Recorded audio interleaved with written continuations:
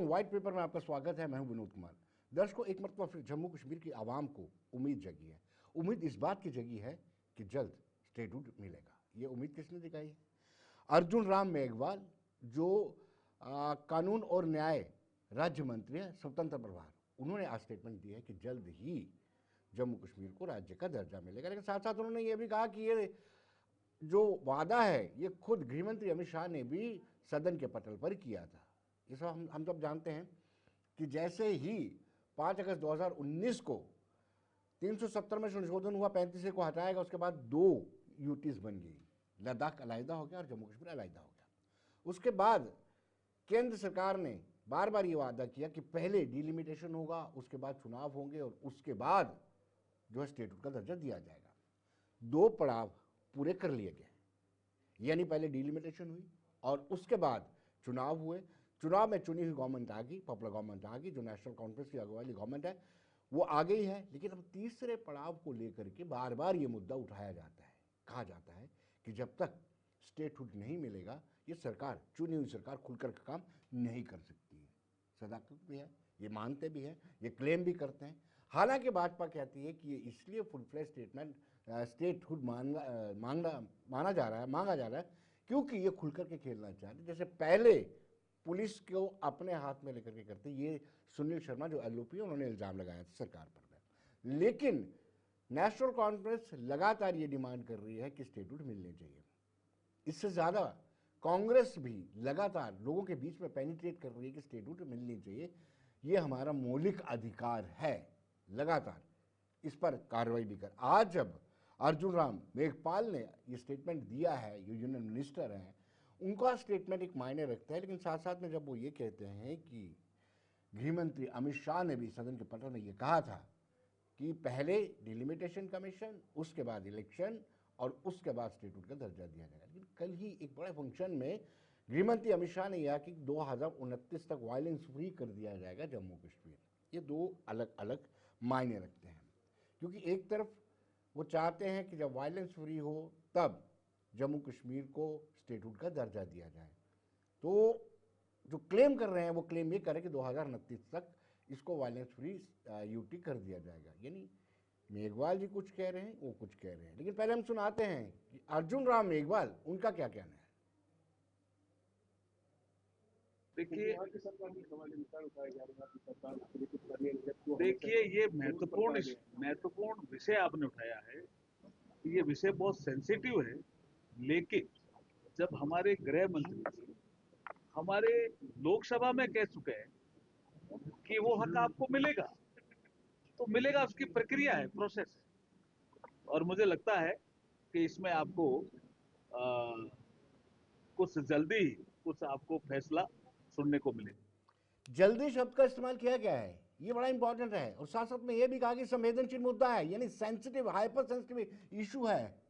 और इसको कहीं ना कहीं इस पर खुद भी गृहमंत्री अमित शाह ने स्टेटमेंट दिया है कि कहा है कि जम्मू कश्मीर को स्टेटहुड का दर्जा, पूर्ण राज्य का दर्जा मिलेगा। लेकिन केंद्रीय मंत्री की इस आवाज से कहीं ना कहीं उम्मीदें जग गई हैं। आपको बता दें, कुछ समय पहले ही उमर अब्दुल्ला, जो चीफ मिनिस्टर हैं यूटी जम्मू कश्मीर के, वो मिल करके आए हैं गृहमंत्री अमित शाह से। अमित शाह से मिलने के बाद उन्होंने बड़ी उम्मीदें भी जाहिर की थी और साथ ही साथ जो उनके सलाहकार हैं उनको कैबिनेट का दर्जा भी मिला था। उस बात से भी इस बात को जोड़ा जा रहा है कि मुलाकात हुई थी, उसके बाद चीज़ें कहीं ना कहीं आगे एक्सपीडाइट कर रही हैं। कितनी ज़्यादा एक्सपीडाइट कर रही हैं, लेकिन मेघवाल के इस बयान के साथ यूनियन मिनिस्टर, केंद्रीय मंत्री मेघवाल के बयान का स्वागत जो है उमर अब्दुल्ला ने किया, जो चीफ मिनिस्टर यूटी के। आइए देखते हैं। हम में से कोई तब तक मुतमईन नहीं होगा जब तक हमें मिलता नहीं। अब चलिए, प्रोसेस चल रहा है, प्रोसेस में वक्त ज्यादा लगा। हम तो उम्मीद कर रहे थे कि अभी तक मिल गया होगा, नहीं मिला, लेकिन हमने उम्मीद छोड़ी नहीं है। लगातार इस चीज़ पे हम मरकजी हुकूमत के साथ बात कर रहे हैं और मैं यहाँ किनारे पे खड़े सुन रहा था, मंत्री जी ने कहा कि शायद जल्दी हम कोई खुशखबरी सुनेंगे। उस खुशखबरी के इंतज़ार में हमें अब 1.5 साल हो गए और ज़्यादा इंतज़ार ना करना पड़े, वही उम्मीद है। पिछले दिनों आपको याद होगा मरकज़ी होम मिनिस्टर साहब आए थे जम्मू, उनके साथ मेरी बातचीत हुई। इससे पहले मैं दिल्ली में भी उनसे मिला था और टूरिज़्म के हवाले से मेरी यही गुजारिश थी उनसे कि मेहरबानी करके जो इलाके बंद हैं उनको खोल दीजिए। बंद रखने का कोई मतलब बनता ही नहीं है। बुरे से बुरे हालात में भी हमने इन जगहों को बंद नहीं रखा, यूसमर्ग, दौद पथरी, ऐसे इलाके। अच्छी बात है, मुझे उसी दिन होम मिनिस्टर साहब ने अश्योर किया था कि उन्होंने हिदायत दी है कि ये जगह खुल जानी चाहिए और ऑर्डर जारी हो चुका है, जिसके लिए मैं होम मिनिस्टर साहब का शुक्रगुजार हूँ। बहुत नुकसान उठाना पड़ा वहाँ लोग जो रहते हैं टूरिज़्म बंद होने की वजह से। अब सीज़न हमारा शुरू हो रहा है, उम्मीद करता हूँ कि लोग जाके अब इन जगहों की खूबसूरती का फ़ायदा लें। वो तो अब, लेकिन उसके बाद फिर हकीकत सामने आई ना, मुकदमा उसके खिलाफ हुआ था। अगर मेरी जानकारी सही है 2021 में उसके खिलाफ केस हुआ था सरकारी ज़मीन पे कब्जा करने की। लेकिन अब इनके कहने और करने में हमेशा फ़र्क रहता है, यही तो बीजेपी वालों की खास।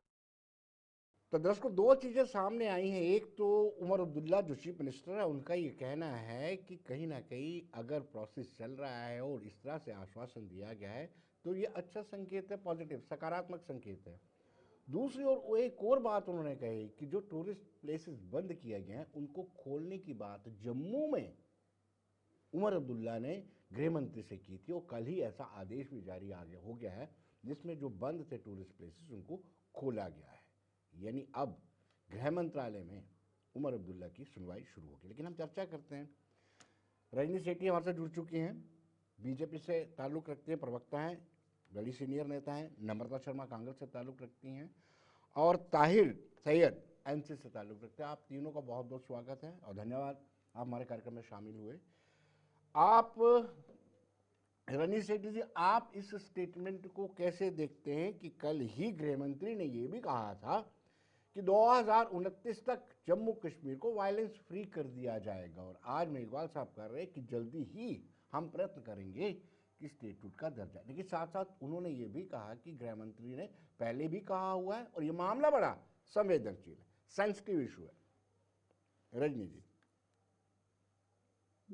जी विनोद जी, बिल्कुल हमें पूरा विश्वास है कि जो मोदी जी ने कहा है वो होगा भी। कहीं ना कहीं जो जम्मू कश्मीर को हम तनाव मुक्त, आतंकवाद मुक्त, जीरो टॉलरेंस फॉर टेररिज्म के लिए जो काम कर रहे हैं उसमें हम सक्सेसफुल रहे हैं। लगातार 2019 के बाद हमने फुल स्पीड में हम जम्मू कश्मीर को आगे की तरफ ले जा रहे हैं, एक विकसित जम्मू कश्मीर बनाने की पूरी कोशिश कर रहे हैं। मोदी जी जिस तरीके से जम्मू कश्मीर के लिए एक विजन लेकर चल रहे हैं, इस समय सबका दायित्व है कि हम लोग उस विजन के साथ काम करें ताकि एक बार आतंकवाद का सफाया हो जाए और जो हमारे युवा हैं मेन स्ट्रीम में आकर देश की तरक्की के लिए काम करें, जम्मू को विकसित बनाने के लिए, कश्मीर को विकसित बनाने के लिए आगे बढ़े। रही बात, अभी खुद मुख्यमंत्री जी ने कहा कि 14 टूरिस्ट स्पॉट्स को होम मिनिस्टर सर ने क्लियरेंस दी और उसके बाद वो ऑर्डर आ गए कि वो खोल दिए जाएंगे। उसका मतलब ये है कि जम्मू कश्मीर को बड़ा सीरियसली ले रही है केंद्र सरकार। पहलगाम के अटैक के बाद कुछ टूरिस्ट स्पॉट बंद कर दिए गए थे विनोद जी, और लगातार स्टेप बाय स्टेप उनको खोला जा रहा है। मुख्यमंत्री जी खुद मान रहे हैं कि मेरी बात को माना गया और होम मिनिस्टर सर ने उसी टाइम आश्वासन दिया था कि ये जगहें खोल दी जाएंगी। 2029 का लक्ष्य लेकर हम लोग चल रहे हैं कि हम लोग यहाँ पर खत्म कर देंगे टेररिज्म को, कहीं ना कहीं तनाव मुक्त कर देंगे। जो जम्मू कश्मीर में एक अलगाववाद की नीतियां इन सरकारों में रही हैं, चाहे वो एनसी की रही या कांग्रेस की सरकार रही, इनकी सरकारों में कहीं पर भी टेररिज्म को खत्म करने का कहीं काम नहीं किया गया, जो 2019 के बाद से केंद्र सरकार ने किया। विनोद जी, मुझे पूरा यकीन है जो मोदी जी ने कहा था on the floor of the house, या हमारे गृह मंत्री जी ने कहा था कि सही समय पर हमें जो राज्य का दर्जा है वो मिलेगा। आज मुख्यमंत्री जी भी कह रहे हैं कि वो प्रोसेस अगर चल रहा है, उसका मतलब कहीं ना कहीं प्रोसेस चल रहा है विनोद जी। और हमने कभी भी इनकार नहीं किया कि यहाँ राज्य का दर्जा ना मिले। हम भी चाहते हैं कि राज्य का दर्जा मिले, मगर पूरी प्रक्रिया के रजनी जी, सवाल अकॉर्डिंग ये मिले, है कि एजेंसी की रिपोर्ट के अकॉर्डिंग मिले। मुझे लगता है सही रहेगा। आप इनकार भी नहीं करते हैं, इकरार भी नहीं करते हैं, न समय बताते हैं, आप कहते हैं अप्रोप्रिएट टाइम पर होगा। लेकिन मैं नम्रता जी से जानना चाहूँगा, नम्रता जी, एक वक्त ऐसा आया था कि आप बड़े एक्सपेडाइट होकर के स्टेटहुड की डिमांड कर रहे थे और ऐसा लग रहा था कि पब्लिक में आपकी सुनवाई भी हो रही थी, लोग सुन भी रहे थे उस वक्त आपको। आप थोड़ा सा आपने ये अभियान को धीमा कर दिया, उसके पीछे क्या कारण है? नम्रता जी। हमारा कहीं भी हमारी जो मुहिम है वो हर घर तक पहुंची और हर घर तक हमने दस्तक दिया कि हमें स्टेटहुड बहाल करनी है, और लोगों ने हमारा बढ़ चढ़ कर इसमें हिस्सा लिया। आपने परसों का प्रोटेस्ट देखा विनोद जी, जिसमें कितना एक प्रोटेस्ट ऐसा था जिसमें पुलिस कंट्रोल भी नहीं कर पा रही थी, हालांकि हर जगह घेरेबंदी कर रखी थी। मुझे लगता है कि जो स्टेट की हालत की, जिस तरह से हमारी स्टेट का कत्ल कर दिया गया और 2 हिस्सों में विभाजन कर दिया गया, आज ये हमें कहते हैं कि हम स्टेटहुड बहाल कर देंगे, एज इफ हम पे कोई दया करने वाली बात हो। कौन सी 11वां साल इनको लगा है केंद्र के अंदर इनकी सरकार को, और 2029 तक की बात करते हैं, मतलब इनको 20 साल लगेंगे यहाँ सफाया करने में। 2004 से 2014 तक जिस तरह हमने इसको टेररिस्ट फ्री कर दिया था, बिल्कुल जम्मू कश्मीर क्या जम्मू के अंदर तो बिल्कुल सैनिटाइज कर दिया था, और कश्मीर के अंदर भी कभी इक्का दुक्का घटनाएं होती थी। हमने पुलवामा देखा, हमने पहलगाम देखा, हमने देखा हमारी बच्चियों के सिंदूर उजाड़ दिए गए, और वो कहां आतंकवादी चले गए, जमीन निकल गई या आसमान निकल गया। क्यों वहां पे कोई भी ऑफिसर मौजूद नहीं था? क्यों वहां पे इनकी फौज मौजूद नहीं थी? क्यों वहां पे सिक्योरिटी नहीं थी? क्यों ऐसा हुआ कि इतना बड़ा हादसा हो गया? उसके बाद एलजी साहब बहुत देर बाद कहते हैं कि उसके लिए मैं पूरी जिम्मेदारी लेता हूं। तो मुझे लगता है यहाँ जो भी होता है उसके लिए कौन जिम्मेवार है, जिम्मेवारी फिक्स करनी चाहिए। और ये क्या बताएंगे हमें कि आतंकवाद फ्री करेंगे, ये जब चाहेंगे ये तब होगा, ऐसा नहीं होगा। हम इनके गले में हाथ डाल के अपनी स्टेट वापस लेंगे। इनकी तरह से इन्होंने तो मनमाना रूल चलाना चाहा है, इन्होंने तो स्टेट को हड़पना चाहा है, इन्होंने तो स्टेट के अंदर जिस तरह से सब कुछ यहाँ से इन्होंने लूट खसूट करनी शुरू कर दी है, आउटसोर्स कर दिया है हर चीजों को। और देखिए चुनी हुई सरकार है, उसको ही फैसला करने का हक नहीं देते। एलजी यहाँ नॉमिनेटेड है, उनके पास तमाम आज भी बिजनेस रूल्स के नाम पे आप देखिए क्या तमाशा बना के रखा है। तो हम चाहते हैं कि डेमोक्रेसी का जो कत्ल इन्होंने किया है उसको बहाल किया जाए। ये जिस तरह से हम कर देंगे, मोदी जी ये चाहते हैं, सारी दुनिया देख रही है आज मोदी जी क्या चाहते हैं और मोदी जी क्या कर रहे हैं। मोदी जी कुछ नहीं चाहते हैं, जो ट्रंप चाहता है वो मोदी जी चाहते हैं, जो अमेरिका चाहता है वो मोदी जी चाहते हैं। एक स्टैंडर्ड प्रधानमंत्री क्या चाहेगा, उसकी इससे क्या अपेक्षा की जा सकती है? चलिए ताहिर भाई, सवाल ये है कि अच्छा संकेत आया है। ताहिर भाई आप सुन पा रहे हैं, मेरी आवाज आप तक आ रही है? जी जी।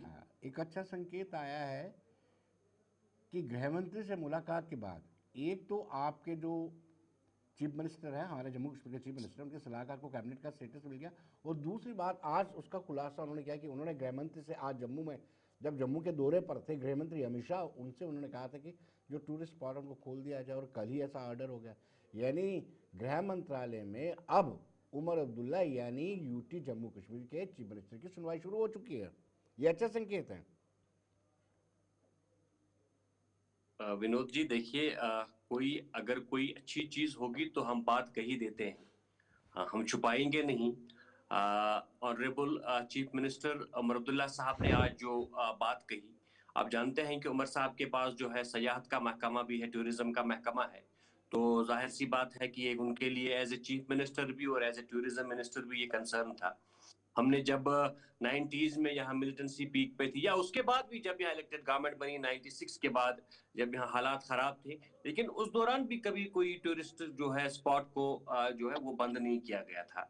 लेकिन बदकिस्मती से पहलगाम का जो बदकिस्मत सानिया पेश आया, उसके बाद कुछ स्पॉट्स को बंद किया गया था। तो ये एक कंसर्न था एज ए चीफ मिनिस्टर और as a tourism minister Omar साहब था, तो उन्होंने ये मामला उन्होंने ये मामला होम मिनिस्टर साहब के साथ उठाया। मेरा ये कंसर्न था कि अगर ये दो मांगे मानी गई हैं तो जो बयान अब यूनियन मिनिस्टर का आया है, क्या आपको लगता है कि स्टेटहुड की भी डिमांड पर कंसीडरेशन होगी?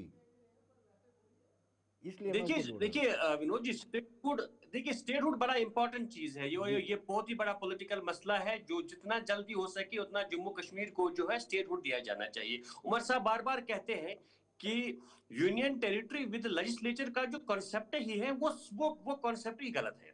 देखिए, आपके पास एक इलेक्टेड गवर्नमेंट होती है, जिनको लोगों ने चुना होता है, जो लोगों के सामने जवाबदेह होते हैं, जो लेजिस्लेचर के सामने जवाबदेह होते हैं।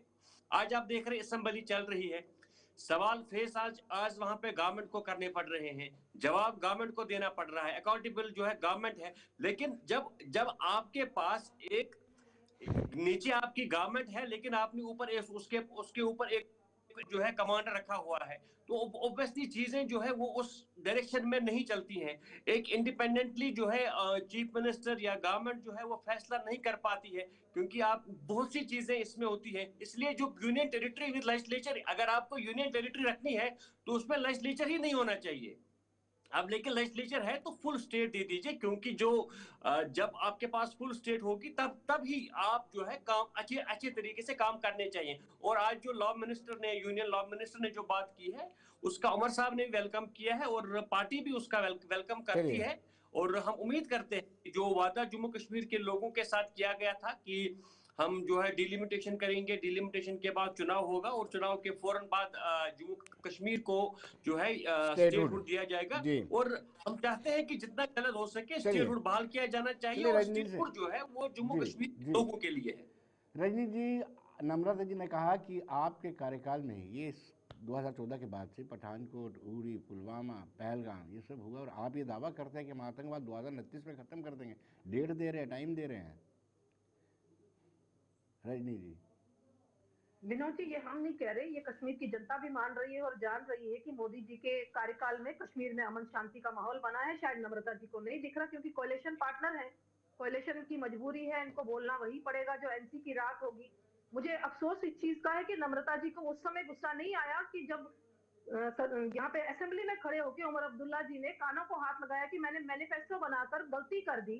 इनको तब गुस्सा नहीं आया जब डेली वेजेस के इशू को उन्होंने साइडलाइन कर दिया। काश उस समय नम्रता जी बोलती और कांग्रेस की प्रेजेंस शो करती कि कोalition पार्टनर भी सीरियस है। विनोद जी देखिए, जो हम कर रहे हैं कोई एहसान नहीं है जम्मू कश्मीर पर। ये मोदी जी का एक विजन है पूरे देश में किस तरीके से नक्सलवाद खत्म करना, जम्मू कश्मीर में आतंकवाद खत्म करना, उसके लिए हम लोग काम कर रहे हैं ना। कांग्रेस हमें सीख दे सकती है, क्योंकि यहाँ जो तबाही की कगार पर जम्मू कश्मीर खड़ा हुआ है ये कांग्रेस की देन है। ये बात कर रही है 2004 से 2014 तक आतंकवाद मुक्त कर दिया था इन्होंने।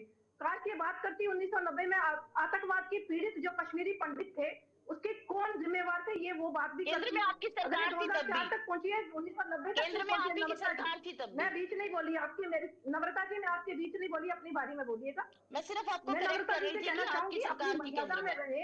कह रहे हैं कि गले से हाथ डालकर ये स्टेटहुड निकाल लेंगे। क्या पिछले 11 साल में गले में हाथ डालकर आप लोगों ने स्टेटहुड निकाल ली? क्या मोदी जी आपके गले में हाथ डालने के कारण डर जाएंगे और स्टेटहुड दे देंगे? मुझे लगता है ये कांग्रेस की सरकार नहीं है, ये भाजपा की सरकार है जो अपने नियमों के अकॉर्डिंग चलती है, जो अपनी तरीके से चलती है, जम्मू कश्मीर को निकालती नहीं है। डरावे से ये बीजेपी की सरकार है जो हरदीपपुरी को निकालती नहीं है। वो कांग्रेस की सरकार होती तो होते के अकॉर्डिंग मिलेगी। उमर अब्दुल्ला जी के अगेंस्ट बोलना सीखिए नम्रता जी। लगातार मोदी जी के अगेंस्ट बोलकर कांग्रेस तबाह हो चुकी है। तीसरी बार भी प्रधानमंत्री मोदी जी आए हैं, ट्रंप तक पहुंच गए आप। काश राहुल गांधी जी को भी समझाते कि कांग्रेस को सही करे। जम्मू कश्मीर में तबाह हो गई कांग्रेस, पूरे देश में तबाह हो गई। अभी भी आप लोगों को समझ नहीं आ रही, आप की राजनीति कर रहे हैं, मोदी को लड़वाने की राजनीति कर रहे हैं। अब लोग ये चीज नहीं चाहते, लोग डेवलपमेंट चाहते हैं, लोग जम्मू कश्मीर को आगे बढ़ाना चाहते हैं। मोदी जी वोटर भी जिसको आप बांट कर रख रहे थे, मुस्लिम वोटर भी मोदी जी मोदी जी के मोदी जी के विजन को मान रहे हैं। मुझे लगता है कि जम्मू कश्मीर आगे की तरफ बढ़ रहा है मोदी, जिसके लिए हम प्रतिबद्ध है, जिसके लिए हमने प्रॉमिस किया है लोगों को, उसके लिए हम काम कर रहे हैं। जी नम्रता जी। नम्रता जी को गुस्सा तब भी आता है जब एमपी लैड फंड का पैसा आपका एक एमपी यूपी में दे देता है और एक ही पार्टी को देता है, और वो नियुक्त होता है गुज्जर बकरवाल कोटे से। और यहाँ के जम्मू के उनके जो यहाँ गुज्जर बकरवाल के लोग हैं वो सोचते हैं कि शायद वो पैसा हमें मिलेगा, लेकिन वहां सिर्फ उससे लैंप खरीदे जाते हैं, स्ट्रीट लाइट्स खरीदी जाती है, और वो भी एक ही जिले में खर्च देते हैं वो सारा 94% पैसा। नम्रता जी को गुस्सा तब भी आता है कि एक विधायक जब असेंबली में खड़े होकर कहता है कि ये सारी जमीन जो है अतिक्रमण कहाँ हो रहा है, लेकिन आज कनाल की जमीन वो खुद अतिक्रमण करता है। और रोशनी एक्ट के तहत तो आपने एक मुहिम शुरू की थी, फिर उसे खत्म करना था ना, फिर वो बंद क्यों, किसके ऐसे नाम आए जो वो बंद कर दी गई? तो आप लोग जो डबल स्टैंडर्ड वाले लोग हैं बीजेपी वाले, वो हमें क्या सिखाएंगे? सरकारें आती हैं, रजनी जी सरकारें जाती हैं, आप तो कभी 2 नंबर पे भी थे, 2 ही विधायक, 2 ही सांसद थे, लेकिन आज आपने सरकार बनाई। ये चलिए। डेमोक्रेसी है, यहाँ लोग देखते हैं, चाल चलन, चेहरा, चरित्र सब देखते हैं। और आज लोग देख रहे हैं मोदी जी को भी कि मोदी जी बोलते क्या है और करते क्या है। अगर ताहिर भाई, दिखाना है, कांग्रेस अगर बेटर नहीं करती, अगर ताहिर मैटर भाई आपको आपको पता ही, राहुल गांधी जी नहीं करते, जी तो आप राहुल जी गांधी जी और जी जी, कांग्रेस को क्यों बिल्कुल एड्रेस बिल्कुल करते हैं? बिल्कुल दीजिए ना जवाब जी। ट्रम्प को। ताहिर भाई सवाल ये उठता है कि आपको पता था, और उमर अब्दुल्ला बड़े संजीदा पॉलिटिशियन, उनको पता था यूटी विद लेजिस्लेचर मिलनी है, और उन्होंने पहले कहा था कि मैं इलेक्शन नहीं लड़ूंगा, मैं तबादला नहीं कर सकता हूँ। फिर 2-2 सीट पे इलेक्शन भी लड़े, लोकसभा के इलेक्शन हारे भी, फिर आपने एक सीट और गंवाई भी। अब आप ये दुहाई देते हैं कि हमें स्टेटहुड नहीं मिला, इसलिए हम आपकी पूरी डिमांड्स पूरी नहीं कर पा रहे जो हमने मैनिफेस्टो में नहीं की थी। अब आप कहते हैं कि मुझसे गलती होगी मैनिफेस्टो ही बनाने में। नहीं नहीं, अगर आपने उमर साहब का स्टेटमेंट कहा था, वो लेटर वैन में उन्होंने बात की थी। उन्होंने जो पीडीपी के चंद दोस्त है थे और जो बीजेपी के अपोजिशन के लोग थे, वो बार बार उस चीज को उठाते थे, मैनिफेस्टो का जिक्र कर रहे थे। तो उस कॉन्टेक्स्ट में उमर साहब ने वो बात कही है। बाकी दूसरी ऐसी बात नहीं है। कोई भी पॉलिटिकल पार्टी जब इलेक्शन में लड़ने जाती है, तो वो अपने मैनिफेस्टो के साथ ही जाती है, और आवाम भी जो है वो मैनिफेस्टो को ही वोट देते हैं। तो उन्होंने वो दूसरे कॉन्टेक्स्ट में मैं बात की थी। जहां तक ताहिर आपने भाई, कहा यूनियन टेरिटरी का, मगर क्या हमें मालूम उन्होंने था कि कहा जम्मू था कि कश्मीर एक यूनियन। मैनिफेस्टो बना के गलती की, आगे चुनाव में नहीं बनाएंगे, उसकी भी थोड़ी क्लेरिफिकेशन दे दीजिएगा। उन्होंने कहा मैनिफेस्टो नहीं आगे नहीं नहीं नहीं, बनाएंगे, गलती हो गई बना रजनी जी के, उन्होंने ये शायद आप उनके स्टेटमेंट थी पास उनकी। देखिए उमर साहब ने ऐसी बात नहीं कि उन्होंने कहीं कहीं ऐसा नहीं कहा है कि मैं मैनिफेस्टो नहीं बनाऊंगा, मैं मैनिफेस्टो के बगैर चुनाव में जाऊंगा। मैंने कहा उन्होंने किसी कॉन्टेक्स्ट में कोई बात चल रही थी, तो किसी ने जो वहां पे जो अपोजिशन बेंच पे बैठे किसी एमएलए ने कोई मैनिफेस्टो का जिक्र किया, तो उसी के जवाब में उमर साहब ने वो बताया। वो एक हंसी मजाक का एक वहां पे वो मामला था, उसमें वो कोई लाइटर वैन में उन्होंने बात की थी। जहां तक अब यह है कि आपको मिल गया है इशू बात करने का, तो अलग बात है। लेकिन जहां तक यूनियन टेरिटरी की बात है, मैं मालूम था कि हम यूनियन टेरिटरी में चला लड़ने जा रहे हैं, लेकिन साथ में ये भी आपको समझना होगा कि क्या होम मिनिस्टर ने, प्राइम मिनिस्टर ने इलेक्शन में भी या पार्लियामेंट इलेक्शन में भी ये बात नहीं कही थी, on the floor of the house में ये बात बिल्कुल नहीं कही थी बिल्कुल कि यहाँ चुनाव के बाद हम स्टेटहुड दे देंगे। जी तो एक तो वो उम्मीद भी थी, और दूसरा ये होता है कि जब आप सियासी मैदान में जाते हैं, आपको मालूम होता है, आपको अपनी ताकत भी मालूम होती है और कमजोरियां भी मालूम होती हैं, लेकिन आप कभी अपने मुखालिफिन के लिए जमीन खुली नहीं छोड़ेंगे। जी मतलब आप अगर जी हम इलेक्शन से दूर रहते, तो हम अब हमें उसी जगह पे, देखिए उस जगह पे पहुंचने के लिए हमें लड़ाई लड़नी है। ये लड़ाई का एक अमल है, ये एक पॉलिटिकल फाइट है। जो हमने इलेक्शन लड़ा, इलेक्शन के बाद जी। सरकार बनाई, सरकार के बाद हम स्टेटहुड पे जो है अपना जो मुतालबा है रजनी वो जी, हम बार तेज बार ये कर रहे हैं। सवाल तो ये उठता है हमारी कि पॉलिटिकल आखिर, फाइट है, ये इलेक्शन लड़ना एक तो और नंबर 1 का इलेक्शन में सवाल है कि पार्टिसिपेट करना, डिक्टेशन सरकार बनाना उस यूएसए अमल से का एक आती है, हिस्सा है। ट्रम्प डिक्टेट करते हैं प्रधानमंत्री नरेंद्र मोदी को। एक सवाल मेरा ये है, साथ ही जुड़ता ये भी सवाल है, आप बार बार कहते हैं कि अप्रोप्रिएट टाइम आएगा तो हम स्टेटहुड दे देंगे। वो अप्रोप्रिएट को आप डिफाइन कर दीजिए थोड़ा सा। ये 2 सवाल एक साथ पूछ लिए मैंने। विनोद जी, देखिए, कांग्रेस लगातार कोशिश कर रही है किस तरीके से भाजपा का जनाधार खत्म करे, मगर लोग समझ रहे हैं कि भाजपा किस तरीके से काम कर रही है। कांग्रेस का विजन नहीं है, जिसके कारण ये समझ नहीं पा रहे कर रहे हैं। ये हम सबको पता है कि किसके कहने पर हो रहा है। मोदी जी अपने हिसाब से काम करते हैं, और पूरे भारतवर्ष को कैसे चलाना है, पूरे भारतवर्ष के लिए क्या विजन है, वो अपने अकॉर्डिंग काम करते हैं। जी इनके कहने का हमें फर्क नहीं पड़ता। जब इनको पार्लियामेंट में सफाई देनी होती है या पार्लियामेंट में डिस्कशन करना होता है, तब इनके राहुल गांधी जी वहां से भाग जाते हैं, किसी डिस्कशन में पार्टिसिपेट नहीं करते। जो सच्चाई ये है। रही बात, आप कह रहे हैं कि अप्रोप्रिएट टाइम कब होगा स्टेटहुड का, मैंने विनोद जी लगातार यही बात की। आप खुद कंपेयर करिएगा 2019 से 2026 हम लोग आ गए हैं। लाल चौक में रात के 11 बजे तक मार्केट खुली है, लोग खुलेआम अपनी शॉपिंग कर रहे हैं। या स्कूल्स में कोई आप कैलेंडर जो ऑफ के आते थे कि 365 दिन में 200-250 दिन तो स्कूल ऑफ ही रहते थे। जी ये चेंज जो देखने को मिल रही है, और ये सबको दिख रही है, ये सिर्फ बीजेपी को नहीं दिख रही है, कांग्रेस को भी दिख रही है, मगर इन्होंने आंखें बंद कर रखी हैं। आज हुर्रियत वाले खुद एक्सेप्ट कर रहे हैं, उन्होंने हुर्रियत का दरवाजा बंद कर दिया है और वो मेन स्ट्रीट में आने को तैयार हो गए। विनोद जी, ये ट्रिमेंडस चेंज कश्मीर में देखने को मिल रही है। आज यूथ इस चीज को एक्सेप्ट कर रहा है कि भाई मोदी जी का जो विजन है कश्मीर को लेकर एक अलग विजन है, और युवा उसके साथ जुड़ रहा है।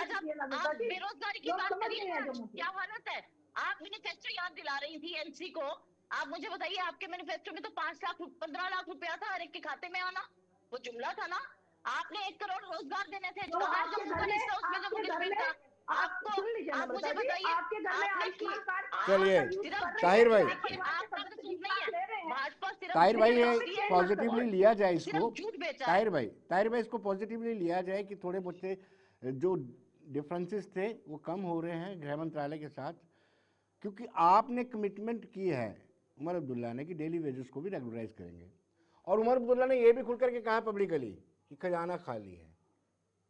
केंद्रीय गृह मंत्रालय के साथ आपके अच्छे बेहतर रिश्ते होते हैं, तो हो सकता है कि डेली वेजेस का इशू भी रिजॉल्व हो जाए।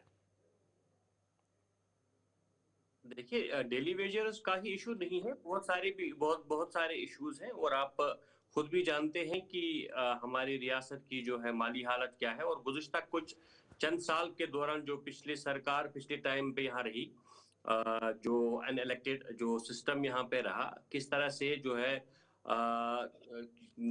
खजाना भी खाली हो गया और कर्जा भी चढ़ाया गया वो पिछले 4-5 साल के दौरान। इसलिए मैं कभी कभी बार बार डिबेट में कहता हूं कि 5 साल की इतनी खराबियां हैं। 5 साल की हम अगर 2014 से हम गिनेंगे, जब पीडीपी और बीजेपी की सरकार बनी थी, तब से जितनी खराबियां हुई थी, उन पूरी खराबियों को ठीक करने में थोड़ा वक्त लगेगा। जहां तक आपने कहा गृह मंत्री का जिक्र किया उमर साहब के स्टेटमेंट के तनाजुर में, देखिए हम चाहते हैं कि एक वर्किंग रिलेशन हो, एक कोऑर्डिनेटेड तरीके से सेंट्रल गवर्नमेंट के साथ, हमारा बीजेपी के साथ नहीं है। We want to have coordinated and a very cordial relation with the government of India. Jammu Kashmir के लोगों के लिए, जम्मू कश्मीर के लोगों के हित में जो जो चीज करनी होगी, उसके लिए हम हुकूमत हिंद के साथ एक अच्छा ताल्लुक रखना चाहते हैं। जी बिल्कुल, आपने ठीक कहा। लेकिन नम्रता जी, आपका पुअरेस्ट प्रदर्शन जो रहा था 2024 के विधानसभा इलेक्शन में रहा था, अगर अब भी सरकार की खामियों को आप उजागर नहीं करेंगे तो मुझे लगता है कि आपकी पोजीशन और भी जे.एंड.के में ख़राब हो जाएगी। आज मैं खबर पढ़ रहा था। देखिए, जी, चलिए बताएं। जी, क्या खबर पढ़ रहे थे आप? मैं सिंपल ये बताया कि 3 ऐसे प्रोजेक्ट हैं जिनको हर बार 2024-25 में भी रखा गया, 25-26 में भी रखा गया और 26-27 में भी रखा गया। उनकी डेडलाइंस को चेंज कर दिया गया, लेकिन काम उस पर नहीं हुआ है। तो इन चीज़ों पर आपने उंगली उठानी देखिए विनोद चाहिए। देखिए विनोद जी, अगर आप रोज डेलिब्रेशंस देखते होंगे असेंबली की, तो आपने देखा होगा, चाहे वो हमारे प्रेसिडेंट हों, चाहे वो आपने देखा होगा मीर साहब हों जो पूर्व अध्यक्ष थे, दोनों ने बखूबी हर चीज को आपने अगर उनकी सुनी होंगी स्पीचेस, तो आपने देखा होगा उन्होंने हर मुद्दे को बहुत ठोस तरीके से उठाया है। अब आपने कहा कि प्रदर्शन गलत रहा, वो एंटी इनकम्बेंसी भी रही होगी, लोगों को लगा कि झूठ बेचने वाला सौदागर जो आया है शायद कुछ सच के सपने पूरे कर पाए, शायद रोजगार जो कांग्रेस नहीं दे पाई, शायद जो चीजें कम नहीं कर पाए तो बीजेपी कर पाए। महंगाई को सबसे बड़ा मुद्दा बना के ये आए थे, जिसको इन्होंने कहां पहुंचा दिया है, 40 रुपए की दाल को 120 कर दिया। मैं मानती हूँ हमारा प्रदर्शन अच्छा नहीं रहा, लेकिन ऐसा नहीं है। आप अगर चुनावों को देखिए, संसद के जो चुनाव हुए थे उसमें हमारा प्रदर्शन कितना अच्छा रहा। उसके बाद आपने देखा कि हमने लगातार मुद्दे उठाए कि किस तरह से वोट चोरी हुई है। प्रदर्शनों की बात तो चलो मैं मानती हूँ, वोट बैंक की भी बात मैं मानती हूँ, लेकिन मैं आपको ये कहना चाहती हूँ कि जहां जहां कोई भी कुताही होगी सरकार द्वारा, जो भी एनसी की सरकार पे आप कह रहे हैं कि अगर हम नहीं उठाएंगे, हम उनको जरूर चेताएंगे कि हाँ आप गलत हैं। हमने वो चेताया भी कि हमारे पास बहुत कुछ है इन सालों में करने के लिए, लेकिन हम ये भी जानते हैं कि सरकार के हाथ बंधे हुए हैं, सरकार के पास अभी बिजनेस रूल्स ही सेट नहीं हुए हैं अभी तक। और ये सब चीजें कौन करवा रहा है, हम ये भी जानते हैं कि इसका पीछे कौन बैठा है। बीजेपी नहीं चाहती कि जम्मू कश्मीर को वो चीजें डिलीवर हों। सबसे बड़ी जो जम्मू कश्मीर का दुश्मन है इस वक्त केंद्र बना हुआ है। जम्मू कश्मीर का जो अगर इस वक्त आप माने दुश्मन है, तो वो केंद्र ऐसी चीजें नहीं चाहता कि जम्मू कश्मीर के लोगों तक वो पहुंचे। आप मुझे बताइए, एनएलयू का इशू है, मैं कहती हूँ 2 एनएलयू, एनसी कहती है कि 2 एनएलयूज नहीं, एक ही एनएलयू होगा कश्मीर के अंदर, लेकिन कांग्रेस ने कहा कि 2 एनएलयूज होने चाहिए, एक जम्मू में भी होना चाहिए, कश्मीर में भी होना चाहिए। वो एनएलयूज देने किसने है? अगर नहीं भी देना चाहती ये एनसी सरकार, क्या केंद्र एनएलयू नहीं दे सकती? दो, अगर एम्स हमने लड़के लिया था तो क्या एनएलयू दो नहीं मिल सकते? मुझे लगता है एनएलयू से भी ज्यादा जरूरी समय का अभाव में रजनी सेठी जी, आपकी परफॉर्मेंस नहीं, सपनों के सौदागर की वजह से आप जीते हैं। 1 मिनट में आप कंप्लीट करेंगे, समय नहीं है। ये नम्रता जी ने कहा है, सपनों के सौदागर जुमले उसकी वजह से जीते, आपकी परफॉर्मेंस नहीं। विनोद जी, मैं मैं वही कह रही हूँ, कांग्रेस इतनी फ्रस्ट्रेटेड हो गई है, मगर लोग समझ रहे हैं। अगर हम सदर होते या सपनों के जुमले दिखा रहे होते तो लोग हमें तीसरी बार नहीं लाते। राहुल बाबा जी शायद तीसरी बार आते तो मुझे लगता है इनका सपना पूरा हो जाता। मेरा एक ही जवाब है, लोग विकास देख रहे हैं, लोग परफॉर्मेंस देख रहे हैं, कांग्रेस फेलियर साबित हुई है, लोग चलिए समझ रहे हैं, इसको चलिए एक्सेप्ट करिए, अपनी चलिए स्ट्रैटेजी चेंज करिए ताकि लोग और अपने ऊपर बीजेपी ने तो करें। सबको नौकरियां दे दी, चलिए 15 लाख सबके खाते में ताहिर आए। ताहिर भाई रजनी जी आपका के बहुत खाते बहुत में शुक्रिया, जरूर आए। नम्रता जी आपका बहुत बहुत शुक्रिया, रजनी जी आपका भी बहुत बहुत शुक्रिया। तो दोस्तों बने रहिए देश दुनिया की खबरों के लिए और मुझे दीजिए इजाजत। नमस्कार।